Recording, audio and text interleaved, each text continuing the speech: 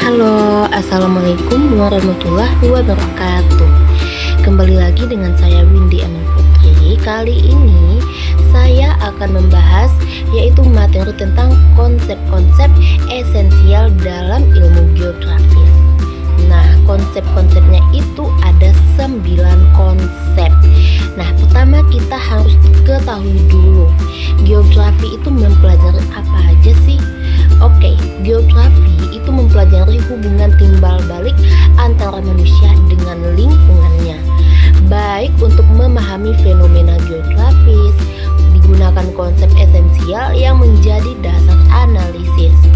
Nah, berikut penjelasannya bagi 9 konsep tadi. Nah, yang pertama yaitu lokasi. Lokasi adalah tempat atau kedudukan suatu objek atau fenomena di permukaan bumi.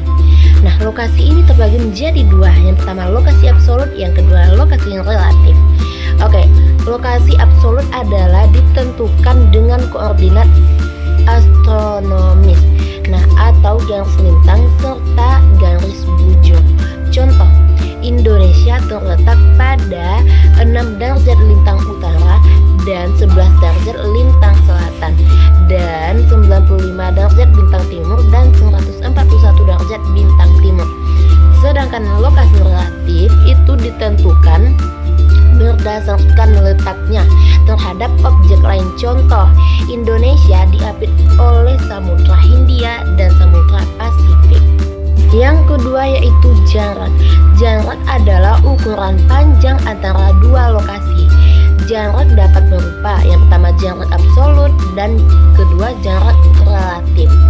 Nah, jarak absolut ini diukur secara pasti, misalnya dalam kilometer. Contoh, jarak Jakarta ke Bandung sekitar 150 km. Sedangkan jarak relatif itu diukur berdasarkan waktu, biaya, kemudahan mencapai tempat tersebut. Contohnya, Jakarta ke Bandung bisa 2 jam dengan kereta cepat. Nah, yang ketiga yaitu keterjangkauan. Keterjangkauan ini menunjukkan mudah atau sulitnya suatu lokasi dicapai itu dipengaruhi oleh pertama kondisi fisik, baik itu medan ataupun iklim. Nah, yang kedua yaitu infrastruktur, baik itu jalan, jembatan, dan transportasi. Contohnya nih, daerah pegunungan terpencil memiliki keterjangkauan rendah dibanding kota besar yang aksesnya mudah. Sedangkan yang keempat yaitu morfologi. Morfologi ini adalah bentuk muka bumi termasuk relief dan struktur permukaannya. Yang pertama yaitu dataran rendah yang mana cocok untuk pemukiman dan bahkan pertanian. Yang kedua yaitu pegunungan yang mana ini bentuk muka buminya itu rawan longsor, lebih cocok untuk hutan lindung. Contoh, Pulau Jawa didominasi pegunungan vulkanik sehingga banyak memiliki tanah yang subur. Nah, yang kelima ini yaitu aglomerasi.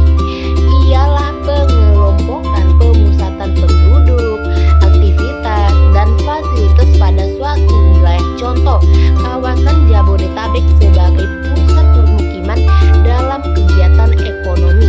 Yang kedua, kawasan industri Cikarang yang mengelompok untuk memudahkan distribusi.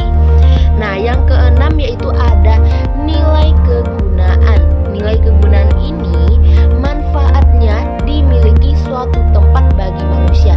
Nilai ini bisa berbeda loh bagi setiap orang. Contoh, sawah sangat berguna bagi petani, yaitu sebagai produksi pangan yang dapat mengembangkan perekonomian.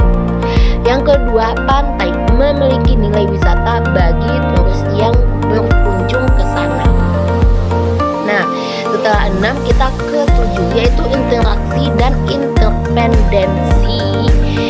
Yaitu interaksi adalah hubungan timbal balik antar wilayah, sedangkan interdependensi adalah saling ketergantungan.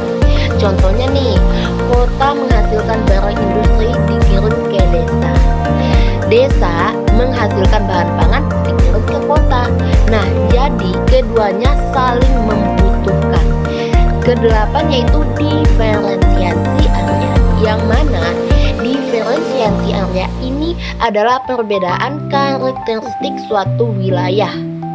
Contohnya, Kalimantan dikenal sebagai pulau dengan hutan tropis luas, sedangkan Bali dikenal sebagai daerah wisata dengan budaya yang khas. Papua dikenal dengan pegunungan tinggi dan tambang emasnya. Nah, setelah 8 kita lanjut 9, yaitu keterkaitan ruang, yang mana keterkaitan ruang ini adalah hubungan antara fenomena di suatu tempat dengan tempat lain yang saling memengaruhi kegiatan manusianya. Contoh, yang pertama, kekeringan di suatu daerah mendorong migrasi atau perpindahan penduduk ke daerah yang lebih subur. Yang kedua, pembangunan jalan tol menghubungkan kota besar sehingga memperlancar distribusi barang. Nah, oke, setelah 9 penjelasan tadi, semoga teman-teman yang nonton video aku ini bisa memahami dari konsep-konsep esensial dalam ilmu geografi. Oke, sekian video dari saya. Saya Windy Ame Putri. Saya tutup dengan wassalamualaikum warahmatullahi wabarakatuh. Dadah.